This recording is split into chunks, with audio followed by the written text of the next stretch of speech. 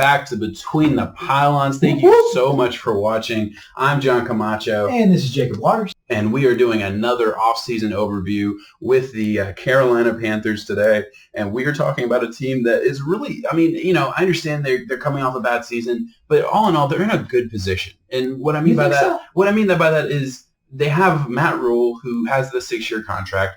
They have stability at the most important part of your franchise, which is your head coach and your GM. Yeah. I think the owner understands that, hey, this is going to take time. This is a rebuild. We want to build a team that can compete for a long time, and that's what they're going to do. So decisions that are going to be made in this video for us, and also in real life, are not just going to be, well, I need to win right now or my job's on the line. Yeah. Because Matt Rule knows how to first build a team that from losing to winning. He's done it a few so many times in his career, yeah. But also he's going to have the opportunity. He's going to have the luxury of time. He has time to let Joe Brady, their new OC, develop as a play caller. He has time to figure out who he wants his quarterback to be, and I think it kind of changes the decision making, because we talked about the Falcons in another video, and it was all about they need to win now. They have to make moves. They're not in a great situation, but they need to win now because that coach doesn't have a lot of time. Exactly. I think the Falcons are going to take more steps back before they take steps forward, and that's going to be one of the things that holds them back. The Panthers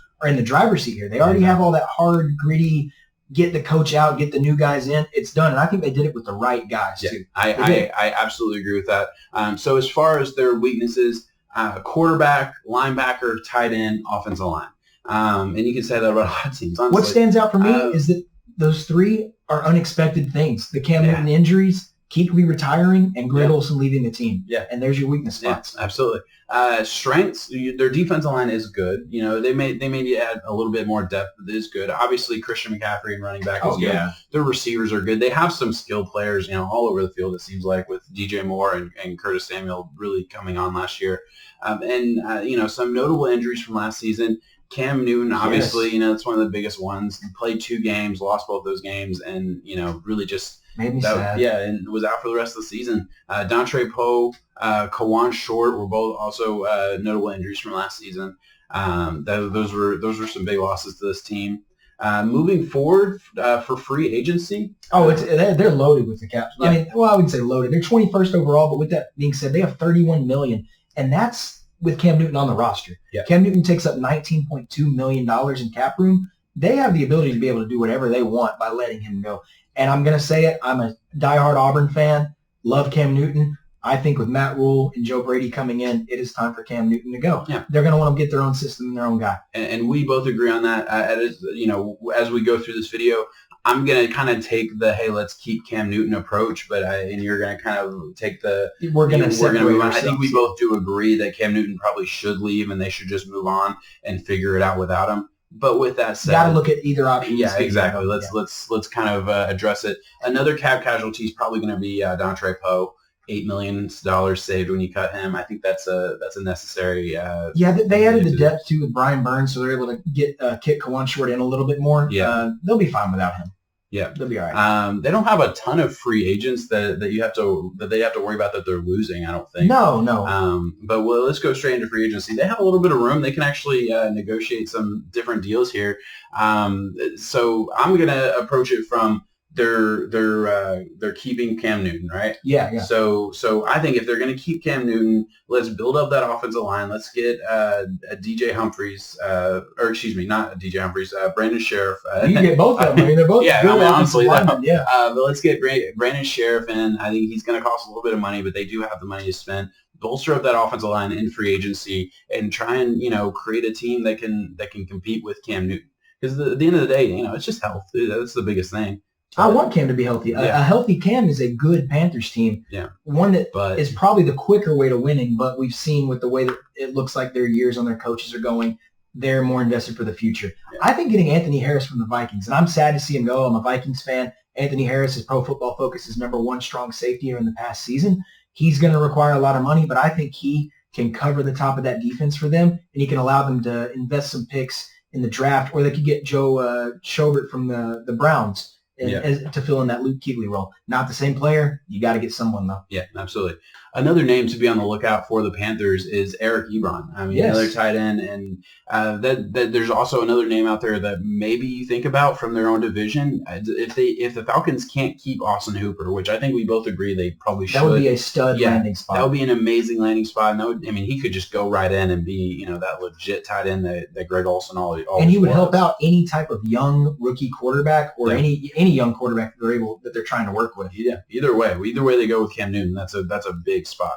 Yeah, I absolutely agree. Let's move right on over to the draft, right? Yeah, they hold all three of their original picks. They're picking at seven overall. Yeah, so seventh overall. With that, we think they're going to go Isaiah Simmons, linebacker, if you want to call him that, kind of prototype safety corner. I love this guy. This guy can do everything that you want on the field. He can step in for this defense, cover their nickel corner. He can take over exactly where Kuechly was. Not saying he'll do exactly that right away. Yeah.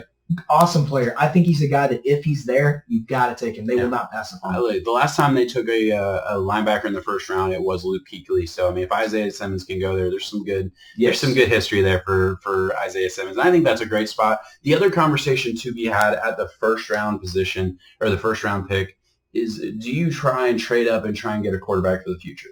Now, I'm of the mindset, we're going to keep Cam Newton, right? So in that argument.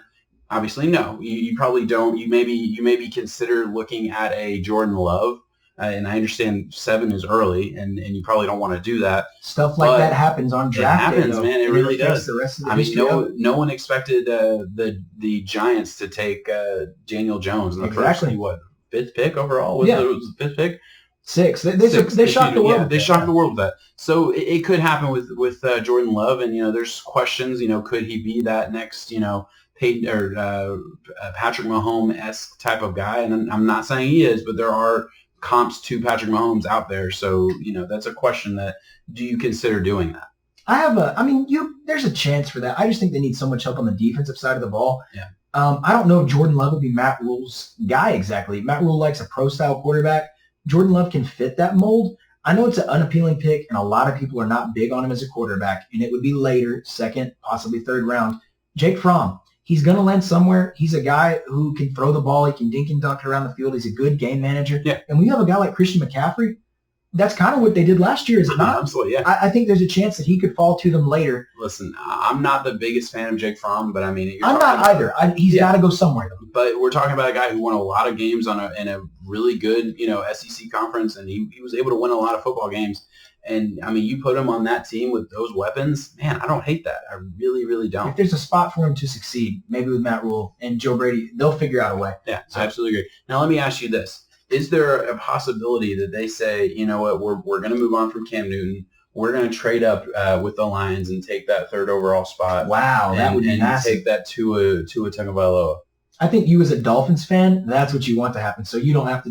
I don't know. I don't know if the YouTube world knows, but I'm not a huge Tua fan. I'm not the guy. I'm a Dolphins fan. Mm-hmm. I don't want my Dolphins to get Tua. I don't think he's the guy for the future.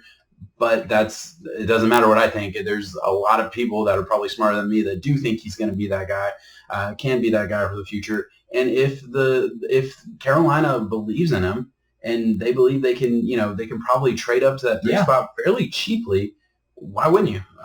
We saw it last year. Look at the Cardinals from 2 years ago taking Josh Rosen at 10th overall, trading up for him. Then they bring in a new coach, new system. Yeah. He saw his guy, went and got his guy.